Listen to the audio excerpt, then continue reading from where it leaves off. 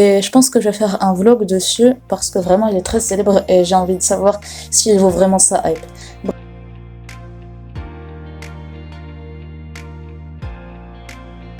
De toute j'espère que vous allez bien. Pour ma part, ça va super. On se retrouve aujourd'hui pour une toute nouvelle vidéo où je vais vous présenter mes réceptions livresques du mois de mars 2024.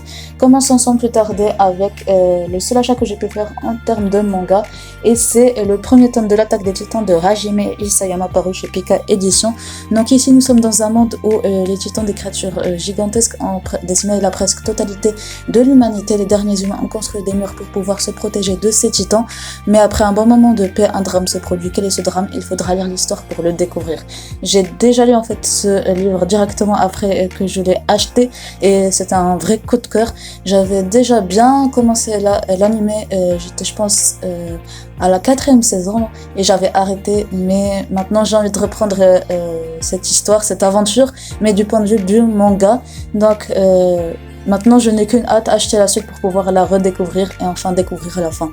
Bref, on va passer maintenant à mes achats de romans, et le premier que je fais, qui d'ailleurs a été acheté le 1er mars, c'est le très célèbre Fourth Wing de Rebecca Yarros, paru en anglais chez Piatkus et en français chez Hugo Romantesi.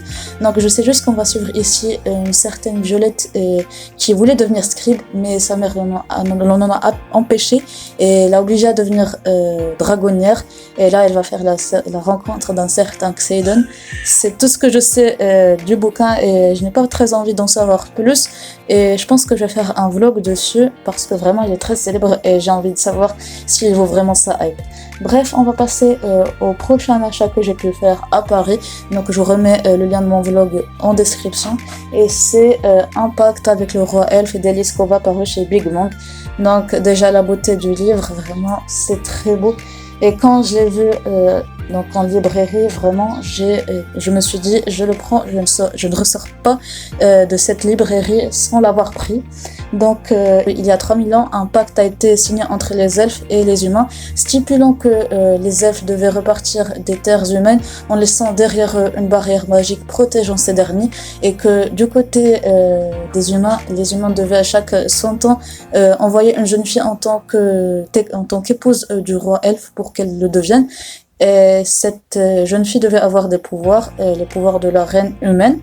Bref, on va suivre Luella qui va découvrir qu'elle en a et qu'elle va devenir par conséquent la reine humaine, la prochaine reine humaine. Et donc elle va être obligée d'aller dans le royaume des elfes. Comment va-t-elle réussir pour revenir chez elle? Il faudra lire l'histoire pour le découvrir. Donc j'ai lu ce livre littéralement avant de revenir chez moi. Donc je l'ai fini pendant le voyage. Je l'ai acheté le lendemain de mon arrivée, et avant de repartir chez moi, je l'avais déjà fini.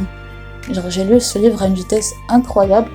Donc c'était simple, c'était fluide, c'était rapide, et un vrai coup de cœur également pour ce livre. Vraiment j'adorais, je comprends pas les critiques négatives à propos de ce bouquin, et surtout à propos de Luella, que j'ai trouvé génial, que j'ai trouvé badass, que j'ai trouvé vraiment magnifique. Vraiment, je comprends pas. Si vous avez lu et que vous n'avez pas aimé ce livre, dites-moi en commentaire pourquoi, parce que je veux juste comprendre. Ce livre est une vraie pépite. Bref, on va passer à un autre livre que j'ai acheté à Paris et que j'ai lu. Oui, et cette fois-ci, je l'ai pas lu pendant mon voyage.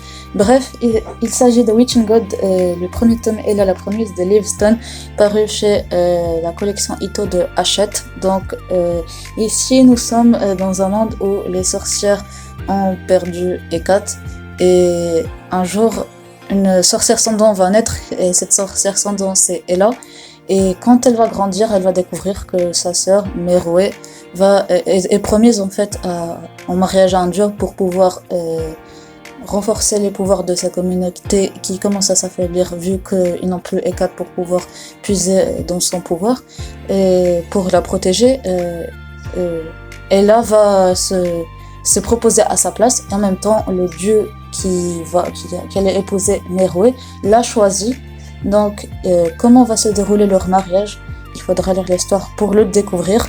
Donc je n'ai pas vraiment aimé ce livre, c'était une petite déception vu tous les avis positifs que j'ai vus.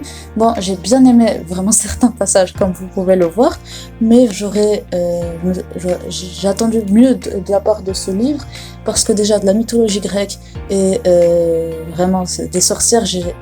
Jusqu'à maintenant, j'ai jamais lu de livre à part Circe. En fait, c'est le deuxième livre que je lis sur le point de vue d'une sorcière dans la mythologie grecque. Et cette fois-ci, c'est une petite déception. Donc, j'aurais espéré vraiment mieux.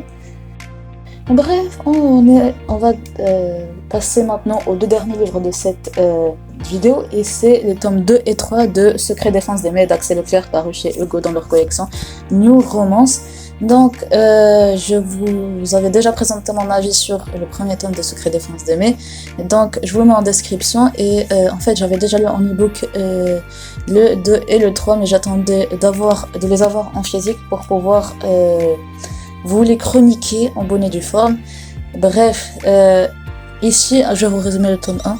Donc, nous allons suivre Sabine qui va être mutée au ministère de la Défense sous les ordres des CCL, Cobra, Condor et Rax, qui sont des, on va dire, antiterroristes, et elle va développer des liens affectifs avec eux, mais plus particulièrement et plus profondément avec leur chef, Condor. Comment va se dérouler leur histoire? Il faudra lire l'histoire pour le découvrir. Donc, j'ai adoré cette série. C'est une trilogie que j'ai vraiment adorée. J'osais espérer qu'il y avait plus de tomes, je pensais qu'il y avait plus de tomes, mais quand j'ai découvert la fin de tome 3, c'était vraiment une surprise. J'ai adoré la fin, mais j'aurais aimé plus de tomes, vraiment. C'était une saga coup de cœur, je la recommande à 10 000%. Et je pense, et je relis en fait, je suis en train de relire la saga. Je vais bientôt me relire ces deux tomes pour vous les chroniquer sur cette chaîne, pour pouvoir vous dire que j'ai chroniqué la saga en entière. Donc, vraiment, c'est la fin de cette vidéo. J'espère qu'elle vous aura été utile, qu'elle vous aura fait découvrir des titres. Si je vous ai fait découvrir des titres, n'hésitez pas à me le dire en commentaire. Donc, c'est la fin de cette vidéo. Donc, je suis en train de vous présenter mes réceptions livresques du début d'année. Si ça vous intéresse, à tout de suite les amis.